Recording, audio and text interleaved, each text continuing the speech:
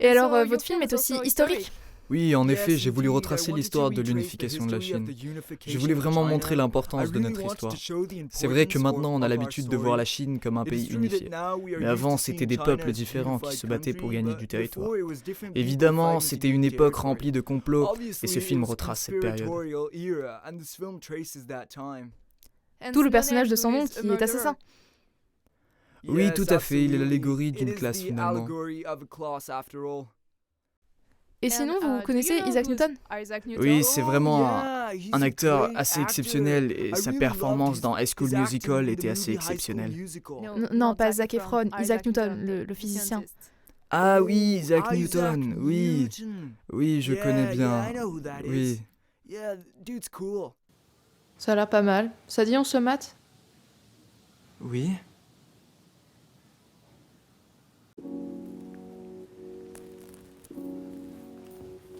Vous avez vu ces images, vous êtes dit que c'était un bon film? Laissez-moi vous dire un truc. On vous a menti. Le film commence sur un texte nous expliquant que la Chine est divisée en 7 royaumes. Le roi Qin est le plus féroce et essaye de conquérir les autres royaumes. Et dû aux rivalités, il y a nombre d'assassins et par conséquent nombre d'histoires d'assassins. Et justement, le film va nous en conter une. On rencontre Son Nom, le personnage principal. Il est devenu orphelin très tôt, de quoi faire pâlir les plus grands classiques de Disney, et a étudié la maîtrise du sabre pendant près de 10 ans. À part ça, on sait pas grand chose si ce n'est que le roi Qin l'a invité pour ses exploits. Quels exploits? Mais je n'en sais rien, Billy. Mon nom c'est Jérémy. Non mais oui, je sais, c'est... Non, on continue. Après avoir passé 4 énormes portes, le convoi arrive enfin dans la cour du palace, un endroit rempli de figurants qui ne savent pas où regarder.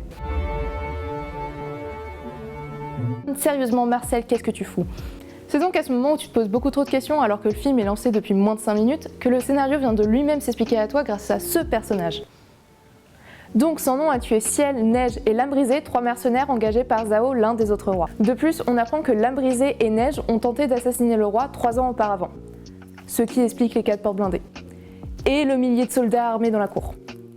Certes, Son Nom a tué 3 assassins, mais il reste encore 5 autres rois qui détestent le roi Qin, d'autant plus que Zhao peut sûrement engager d'autres hommes, donc la probabilité pour qu'il y ait encore des assassins qui veuillent sa tête est assez élevée. Après une fouille au corps, ce dernier est autorisé à s'approcher du roi, mais doit rester à 100 pas. Pourquoi il ne peut pas s'approcher plus? Parce que sinon il est exécuté. Je vous avais dit qu'il pouvait pas dormir tranquille. Dans son cas, même la camomille suffirait pas pour le détendre. Enfin bref, le roi et Son Nom commencent à parler et comme il a tué Ciel, le roi l'autorise à venir à 20 pas. Mais du coup, pourquoi il a dû rester à 100 pas au début? Pourquoi laisser Son Nom à 20 pas alors que dans 10 minutes il sera à 10 pas parce qu'il a tué Neige et Lame Brisée? Que quoi? Ce dernier commence donc le récit de la défaite de Ciel. La garde royale l'avait trouvé et entrepris de l'arrêter, mais disons que c'est pas les meilleurs gardes du monde. Clairement, ils sont pas payés pour donner leur vie. Ils viennent et s'ils voient que l'adversaire peut être meilleur, bah ils s'arrêtent. Non mais c'est pas ça, c'est juste que l'honneur est très important dans ces combats-là, et comme Ciel a réussi à endommager leur arme, le combat s'arrête. Regarde, il se salue même en signe de respect. D'accord. Et du coup, le fait qu'il le regarde sans rien tenter, c'est une marque de respect? Non, parce que c'est peut-être super respectueux, mais c'est pas terriblement efficace en termes de police. Enfin bref, Son Nom entre en scène et un deuxième combat débute alors. Et autant vous prévenir tout de suite, la gravité n'existe pas. On est dans un monde parallèle où Isaac Newton n'a jamais existé. Mais Isaac Newton, il a juste démontré l'existence de la gravité et que chaque masse subit une force d'attraction. Donc même sans lui, la gravité existerait. Merci. Le combat fait rage entre Son Nom et Ciel. Les coups fusent, le suspense est à son paroxysme jusqu'à cet instant, où Son Nom s'arrête pour demander à un musicien de jouer.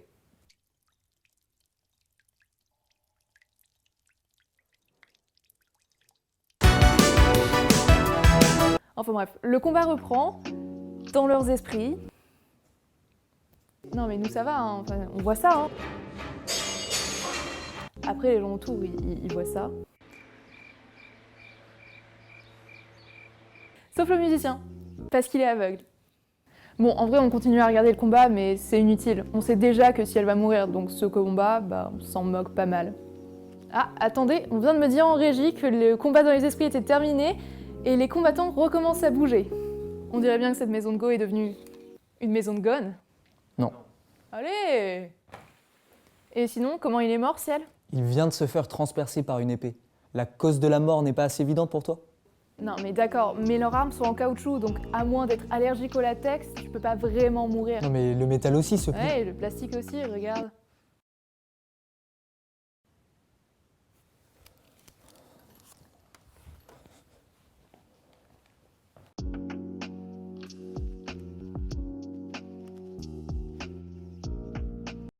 Retour au film. Le roi est impressionné de cet exploit, mais il est aussi surpris d'apprendre que Ciel et Neige avaient une liaison.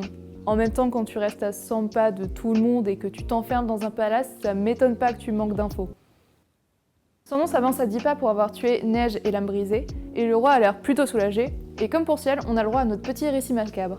Mais sans nom, il est du côté du roi Kin, donc il s'en moque. Oui, enfin là, il est surtout du côté des flèches. T'as changé un truc, non? Laisse tomber.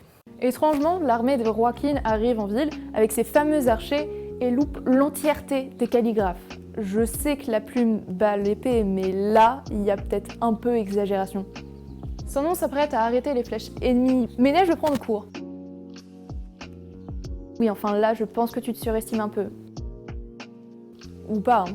Après tout, chacun ses capacités. Hein. Après, ils prennent beaucoup de risques pour pas grand-chose, non? Parce que tout le monde est immunisé, sauf eux. Mais pourquoi les soldats attaquent pas la ville après l'avoir bombardée de flèches? Mais en fait, c'est une technique où tu laisses à ton ennemi le temps de soit organiser une défense, soit de fuir. Ah ouais, je vois, c'est une stratégie militaire. Non, c'est du sarcasme.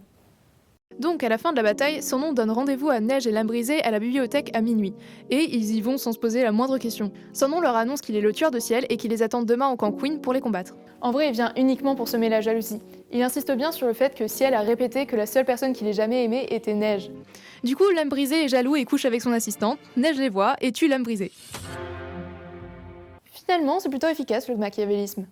Neige va donc combattre Sandon, mais elle se fait arrêter par une personne qui veut absolument venger son maître, l'assistante. Donc le combat se termine très rapidement parce que Neige est quand même l'une des meilleures assassines, donc heureusement elle arrive à battre une personne lambda. Neige et Sandon se combattent enfin, et Sandon gagne sans vraiment de surprise. Retour sur le roi, qui comprend que Sandon lui ment depuis le début. Cette fois-ci, Sandon montre ses talents d'épéiste aux autres. C'est sympa comme coup secret, mais le seul endroit où il a pas touché, c'est en face de lui.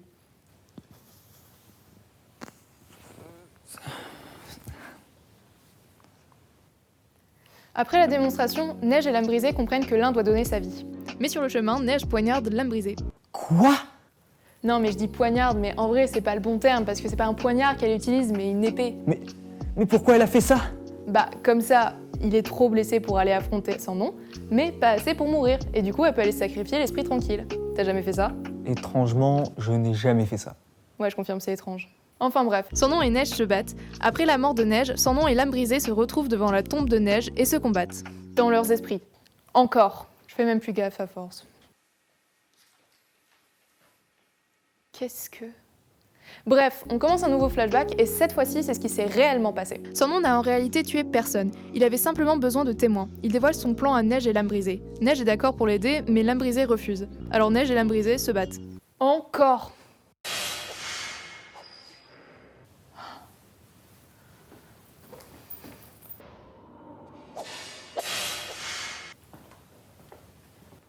Charlie? Charlie? C'est bon, ils ont fini? Lame Brisée préconise de ne pas tuer le roi. Donc on a encore un flashback sur la rencontre de Neige et Lame Brisée. Après avoir fait la promesse de se venger du roi, ils se préparent à l'assassiner ensemble. Mec, sérieux, tu fais quoi? Bah quoi? Je m'adapte au film. Je préfère me dire que tu n'existes pas. Le roi et Lame Brisée se battent encore, mais plutôt que de tuer le roi, Lame Brisée l'épargne.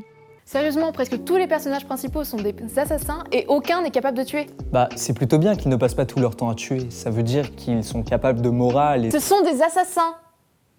Bref, en conclusion, je dirais que ce film est très bon. Attends, quoi? Mais tu fais que te plaindre depuis le début? Ouais, enfin depuis le temps que tu me connais, tu devrais savoir que je suis tout le temps de mauvaise foi. Pour en revenir au film, qu'on aime ou non l'histoire, on peut difficilement l'attaquer sur son esthétique. Les paysages sont magnifiques, tout comme les décors et les costumes. Le film joue aussi beaucoup avec les symboliques. Premièrement, on a déjà dit, mais si les calligraphes ne meurent pas, alors qu'ils sont attaqués, c'est parce que la plume est plus forte que l'épée, et cette scène est une bonne façon de se le représenter. Deuxièmement, les couleurs, elles sont déjà sublimes, et en plus, elles suivent l'histoire. J'ai besoin d'expliquer mon propos là, non? Ouais. Dans la version où Neige tue Lame Brisée, la couleur est le rouge, symbole de colère. Ensuite, on a du bleu, symbole de sagesse et d'érudition, quand justement, ils décident tous les deux de se sacrifier pour le bien du plan de Sandon. Quand ils se rencontrent et Lame Brisée promet sa vie à Neige, ils sont habillés en vert, symbole de vie en Chine. Et enfin, quand Neige tue réellement l'homme brisé, leurs vêtements sont blancs, symbole de deuil en Chine. En fait, je pense que si on est aussi dérouté en le regardant, c'est parce qu'il est très différent des blockbusters américains qu'on a l'habitude de voir. Il est moins dynamique, les combats sont moins réalistes ou du moins cohérents d'un point de vue de la physique parce qu'on peut pas dire que les Marvel soient réalistes, mais surtout ce qui nous choque vraiment, c'est la morale. De fait, le roi n'est pas l'antagoniste, c'est Neige qui a ce rôle. Dans un film américain, elle serait très probablement du côté des alliés, et en tant que spectateur qui n'a pas l'habitude de cette vision, c'est perturbant. En bref, Héros, c'est un film qu'on vous recommande, mais faut accepter le fait qu'on puisse être dérouté.